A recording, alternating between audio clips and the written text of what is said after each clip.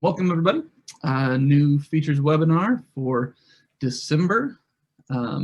Your presenters today are myself. I'm Andrew Triplett, Director of Consulting here at Touchpoint.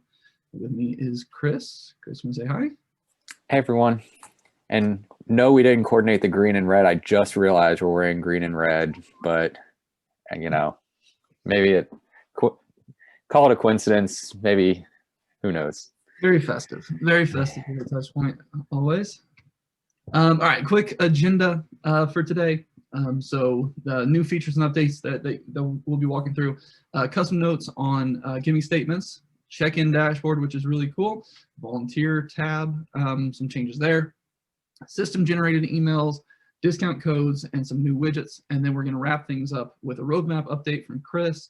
He's going to talk about obviously the new web and mobile updates, and then we'll round things off with upcoming webinars and Q&A at the end. Quick housekeeping. Most of you know how Zoom works. This is 2020 after all. You're very familiar with it at this point, but if you have any questions, go ahead and put them in the Q&A dialog box there in Zoom, and we'll have time at the end. Chris and I will pause and go through those. All right, so first up, Chris. Yeah, this first one, many of you are using the new notes feature on the new giving page, which allows a donor to specify a custom note. So we're seeing this used for things like memorial gifts, or a lot of churches will do poinsettias for Christmas, things like that. And you can put a note in there that it might be in memory of somebody. And we now support the ability to add that to the HTML statements. Just so you know, if you're not using HTML statements, it's really easy to turn on. There was a blog post sometime around, I think, the summer about it. You can find it in our documentation. Highly encourage you to do that for your year-end statements coming out in January. It's a great feature, allows you to have a little bit more flexibility in terms of how they're customized, and that I think they look a little better. But that you do need to be using the new HTML statements in order for the notes feature to work. So just let you know that that is available, and hopefully people are enjoying that. I know we've gotten some really great feedback about that feature. The next thing I want to mention is this is something we haven't talked about in my roadmap updates. There's some things we're working on that are a bit secret, and so this might be new for people. This is going to be launching hopefully right in the new year. And this is actually a screenshot of the live work. I've been testing it. It looks great. It's a check-in dashboard. And so your staff on Sunday morning can pull this up on their computer. It works on, you can have multiple versions of it happening at the same time. It does real-time updates across. And some of the features, you can filter this by, you know, if you have different campuses, or if you just want to see the children's ministry programs, you can filter that. You can filter by different time slots. But it shows you all the different check-in meetings that are available for the day. And a new feature is that we're going to be supporting capacity on rooms for check-in. And so in this first line, you'll see that capacity is basically infinity. There's no capacity set, in which case you'll see that because there's 0 present there, the room is open. On the second one, the capacity is 10, but you'll see that those two groups are kind of the same. There's a first grade class 1 and first grade class 2. So if one closed, then you could go and open the second one. The third example there has a capacity of 10, and you'll see that the 0 is green. And when you set the capacity to 0, when it meets capacity, you'll see in the fourth example there that the number of present turns to red, and then the room will automatically close. If you increase that capacity then to 1, the room will automatically reopen and allow more people to check in. So really cool feature. I think everybody will really enjoy it, and it is all real time. So as you're checking in, this is a way to watch your check-ins and be able to open and close rooms as you need. And some of that can happen automatically as well through the capacity feature. So let's move on to the next thing, is the volunteer tab. So I think I'm going to mention this more in the roadmap feature that we're working on, but we are in the process of redoing task and contacts, which are going to become notes. And as we're doing that, we realize on the ministry tab, there was a tab called volunteer data, and we moved all of that over under involvements and made a few changes here. It all lays out cleanly on one page. It is all based on the roles that currently exist. We did change 2 of the names of those roles. And one other change that's happening is now volunteer extra values will work like other extra values in that everybody will be able to see them, but you'll be able to, because they're not on a separate page anymore hidden behind that role, they'll all be visible to anybody that has access role, but you can control who has access to those extra values at the extra value level if you do want to restrict those. So this we will not be pushing out for a little bit of time, maybe next week, but it might be the first of the year. We're in kind of final testing and QA on this. So you have a little bit of time. If you do have extra values that have sensitive data and you want to restrict those to a role, this is the time to go ahead and do that before we push that out. But moving this over helps us prepare for some things that are to come. And Andrew, I'll let you talk about some of the next things. Default bank account. So on the default bank account, now you do have the ability to set defaults. This is for new giving. So as you know, once you hit this page, it defaults automatically to debit and credit card. But now we have a new setting that will actually set it to bank account. So as soon as you hit this page, you land right on bank account. So pretty straightforward change there.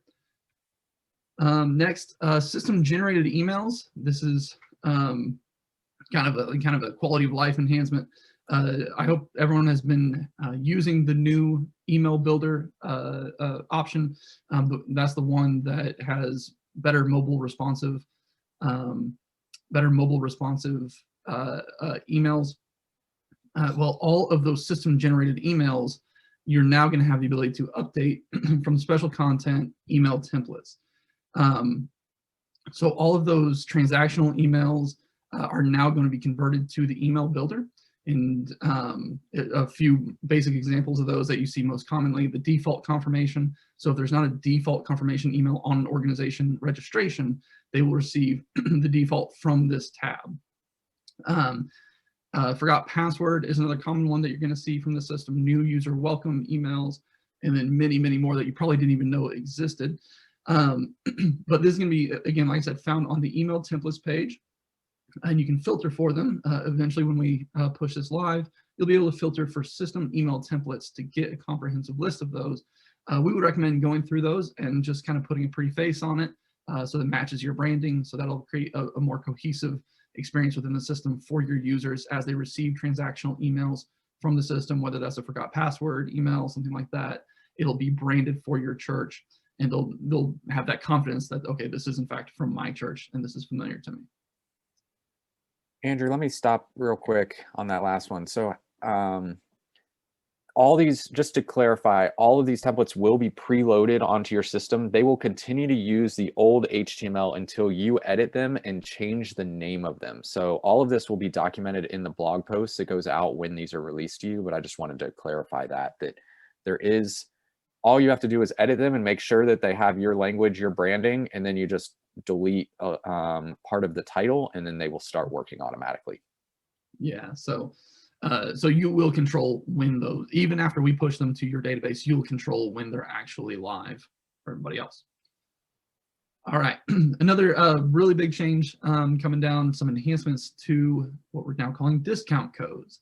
So currently in the system that is called coupon codes, we are changing that name to discount codes, which will be a little bit more familiar to users, make a little bit more sense there. The discount codes page has enhanced reporting. You can search through your existing discounts much more easily. You can search based on org or division discount codes now, and I'm going to come back to that in just one second. I'll talk about that a little bit more in a moment. But then under the actions column there, right now you only have cancel, which isn't very clear. So now it's going to be a little bit more clear. You're going to have two options: either deactivate or delete. And once you deactivate a discount, you can then reactivate it. So much more clean page, much more easy to navigate. And then we're also updating the types of discounts that you can create. So a few terminology changes here that you need to be aware of. Currently in the system, we call a discount or a coupon that you can use multiple times. We call that a non-expiring coupon. Now we're going to call that a multi-use coupon. So, or excuse me, multi-use discount. See, I got to update my own terminology. Multi-use discount code. So now, if that's one where people can use it, it's just kind of an ongoing discount. That's multi-use, and then a one-time use is now what we're calling single use. So single-use discount. Like I said on the previous screen, you now have the ability to apply a discount to an organization or an entire division. So if you have a division in your database of all your different, say, camp events, you have a middle school camp, elementary camp, high school camp, etc. You don't have to go to each individual organization to assign the discount. Now you can do it on a division basis. So all the divisions within that, all the organizations within that division will all be using those discounts that you create. The discount types have now been updated. So under discount types, we have the single-use flat amount, which you're already used to. But now we're also going to have single-use percentage. So that's brand new. You now have the ability to apply a percentage on that discount. For our church partners that are using ticketing, we are adding single-use number of tickets. So you can allow someone a certain number of tickets. So say they get 10 tickets for free for being a part of the cast or crew. They use those 10 tickets, and then the additional tickets they'll begin paying for. And then same on the multi-use side. So multi-use flat amount, which exists today. Then we've added multi-use percentage and added multi-use number of tickets. All right, a couple of widgets to walk through. We've released 3 new widgets. I want to give a quick shout out to our friend Heath Coons at Hope Church. We really appreciate his help. He's been working closely with our team on these. The first one is special links. The special links widget, as you can see on the screen, it's quick links to various pages. So this is great for not only for staff, but for lay leaders. So when your lay leaders access the home page, boom, there's a widget for special links. They click on those to navigate easily and quickly to different portions of the system that you're trying to navigate people to. So things like my profile or maybe picture directory. One I'm not showing there would be like the resources page. So people can quickly get to the resources page and see the resources that the church has provided to them. You can easily change the color on this widget, on those individual buttons to match your church's branding. And then this is all controlled, of course, through the special content page, through an HTML file on special content page. The next one, giving change histogram widget. This is one that shows you how many individuals fall into different bands or different groups of givers. So those givers would be those that stopped giving, those that decreased giving, increased giving, or started giving. So in my screenshot there, you can see that I have a hover state on some of those. So when I hover over stopped, it tells me that 50 giving units have stopped giving in the past year. The same would be true if I were to hover over any one of those other bands. It would give me that same hover state. This is highly customizable. You can customize by fund ID. So you can take a look at different funds or group funds together. You can set a percentage change minimum. So where those, you can see I have mine set to 10% to 100%. You can modify those if you want to. Minimum giving amount threshold. So if we're trying to, it could skew our results if we're marking down everyone that gave, $5, put $5 into the plate. We can remove those $5 givers, and we can also modify the look back days so that it's not just a year. Maybe we just do the last 6 months or the last 2 years, something like that.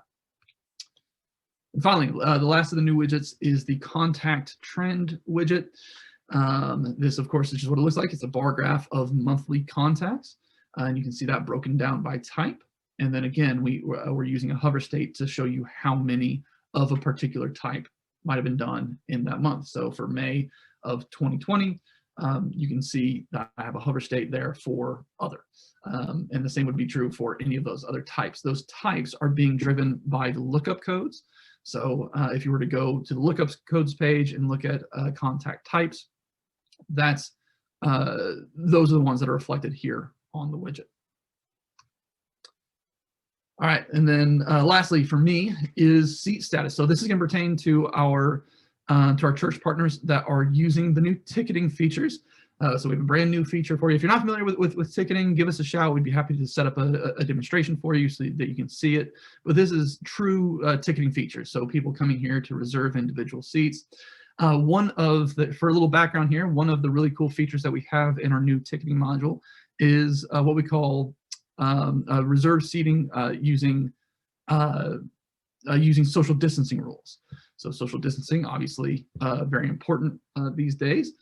So what the system will do is if I select 3 seats, the system will use social distancing rules to block off the seats in front of me, the seats behind me, and the seats to my left and right. There are times, though, that maybe we need to just take a little bit more control and actually reserve those seats that have been removed due to social distancing. So that's what this tool is for. This exists only for the internal box office, so this will not be available to anyone externally. But you'll be able from here, from this new seat statuses tab, to see the seats that were reserved for social distancing, and then release those and release them to a specific individual. So a potential use case here might be, like I said, I've reserved 3 seats, but now it turns out that my family's coming in town, they want to join me, and I go back to select seats, but I can't because of social distancing rules. They can't sit next to me. I would contact the church, and the church could release those seats next to me so that I can bring my family with me. All right, so that's all for me, and now we're gonna move on to roadmap update. Yeah, a few things I wanted to mention. So we've been talking about this rework of orgs. We've made some really good progress on this, and just to let you know, we are actually rebranding organizations to become involvements. So it'll match the involvement tab. So all the different things that our organizations are now or will be called involvements. The new organization page or involvement page is going to have a new layout, as well as the meetings page for the individual meeting. It'll be easier to switch between meetings. And then there'll be a new organization, like add organization feature. And then as later phases of this, we plan to add additional types of involvements, as well as continue to do more work around registrations, which brings me to something that Andrew's going to talk about at the end around a reminder, but I'm just going to mention it now. If you haven't moved over to the new giving, we strongly encourage you to do that. That is going to help us make some of the progress that we need to do around organizations, because the old giving is so wrapped up into organizations that we need to get everybody migrated over so that we can undo that to make some of the necessary changes. So I know lots of churches, about 50% of our churches have moved over. It's gone very seamlessly. There's a lot of great new benefits and features. If you haven't checked that out, there's 3 videos on our blog that tell you how to set that up. I encourage you to watch them. They're very simple, very straightforward. You could have new giving set up in an hour. And a lot of people have asked me, Chris, when would you recommend doing that? Should I not do that before the end of the year because I don't want to change things? We actually recommend go ahead and doing that whenever you have it set up and you're happy with the way the branding and the emails are all done, which you do need to customize. And that is because it is just a seamless experience for the end user. And when they come back to your giving page, it's just a much cleaner and easier look for them. So there's really no hesitation or no reason to hold back on that. The other big thing we're working on is task and contacts and notes. And we've finalized all that spec and are starting that project. We're really excited about the way that's come together, and really just want to thank, there've been a handful of churches that have helped us think through some of that. And we're really excited to start showing some of those screenshots and mock-ups, maybe even into January. And I think you'll be really excited about how easy that's going to be. We've reduced the number of clicks and made it just super easy to add task and notes on a person's record. And it's just some really great improvements there. So we're really excited about that, as well as some additional things we're working on that can't show you everything and tell you everything right now. So keep checking back. Each month we do these webinars and we'll talk about more. Let me talk about some mobile things that are coming. We did announce last week that we're starting to roll out the mobile app. Those updates are going out. So if you haven't seen them, you should be seeing them in the next few days. It does, once we push them to Apple, they do, Apple and Google are taking a little bit of time to approve those apps. So you should be seeing those here shortly. And we've actually already started working on some of these new things, which are some new deep links that are coming. We're going to be more deeply integrated with task and notes with the new features that are rolling out there, and they'll be fully mobile, built for mobile, and you can do that all through the mobile app with your staff, your lay leaders. It'll be really, really cool feature. We're really excited about that, as well as some people search and directory enhancements that are coming as well on mobile. So we will have probably another smaller mobile release with some small things probably in January, and then some of these bigger things will be coming later in Q1. So really excited about what's coming on mobile, and I think that's it on the roadmap update. All right. So as far as webinars are concerned, this is our last one of the year, but then we get right back to it in 2021, which will be Thursday, January 28th. We're going to do another new features webinar. And then, like Chris said, couple of reminders. If you haven't moved over to New Giving, we would highly encourage you to take a look at that, like Chris said, and get yourself moved over.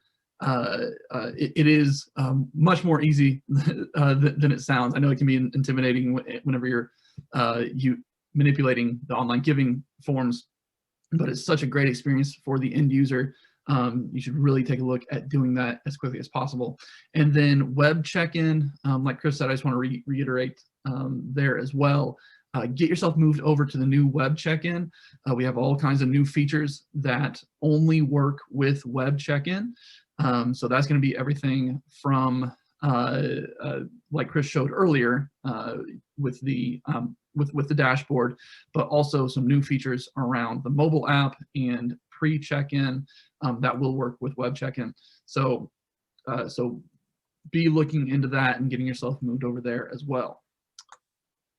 So that does it for all of our notes. I think we have a few questions coming in.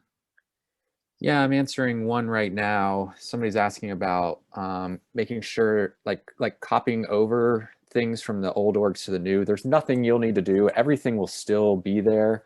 It'll be seamless for you.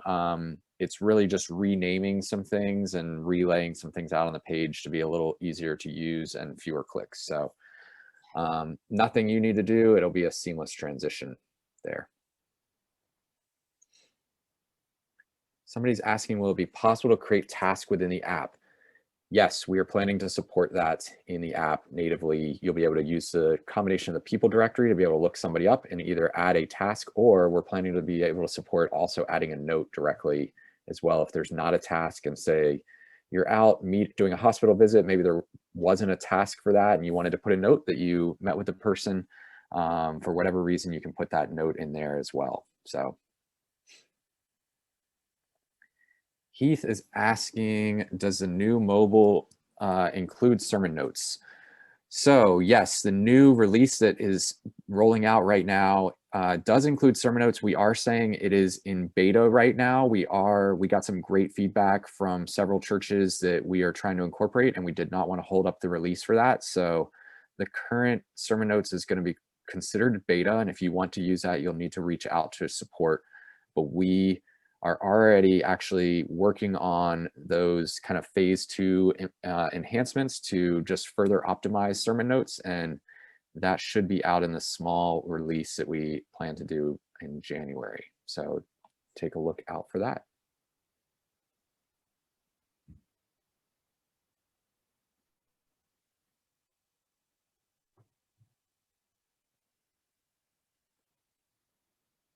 And someone's asking about contactless check-in. Yes, that is part of the new mobile app as well. It's called pre-check.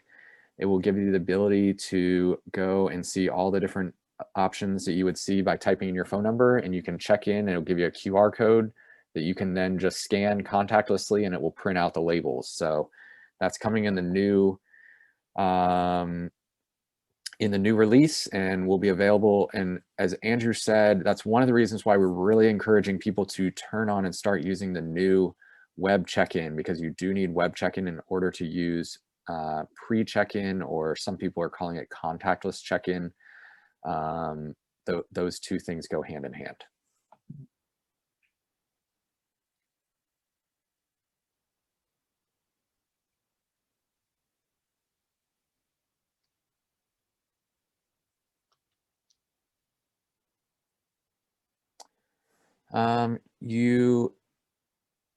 Somebody's asking, do you have to log out of the app in order to see the new enhancements? You would not have to log out. It will require an app update. Most, I believe iOS and Android now have it set so that by default, most apps auto update for you. And so when Apple or Google approve those app updates, then the app should auto update in the background, and you shouldn't have to log out or log back in to see anything.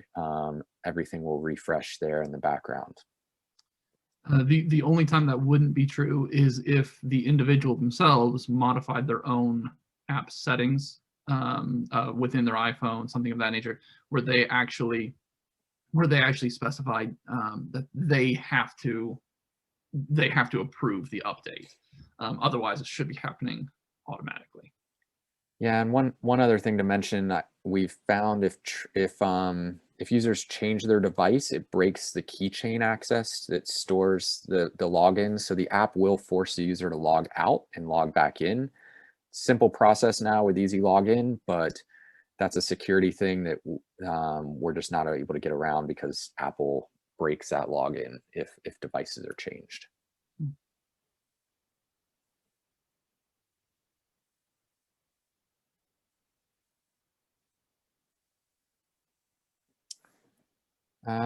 Someone's asking about recommended QR code scanners. I am not sure if those are in the documentation. They should be. If not, you can reach out to support for a recommendation, but my understanding is that just any kind of basic QR code scanner, there's several of them on Amazon you can get for about $30. I believe, I don't think there's anything special you need to know, but you can confirm by emailing support. Yeah, that'd be the best place to go. I believe they do need to be USB connected, so it kind of acts as a keyboard essentially. Yes, that's right.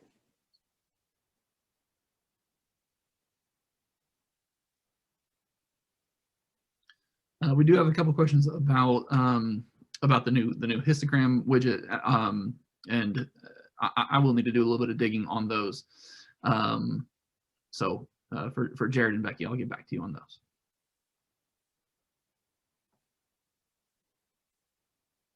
So we do have a few more questions coming in. One around copying an org that I might just have to take offline because I'm not 100% sure what that means, but I'm happy to answer that question. And if there's anything else we've missed, we will answer offline individually with you. Thank you so much for joining us. We hope you all have a wonderful Christmas. I know it's been a very tough year, and you are all in our prayers as our ministry partners. We're really thankful to be and count it a blessing to be working alongside of you. And if there's anything we can do to continue to support you through this time, please let us know. And just hope that you have a restful, wonderful time with your family over the Christmas holidays and New Year time. So thank you, everyone. See you in 2021. Bye, everybody.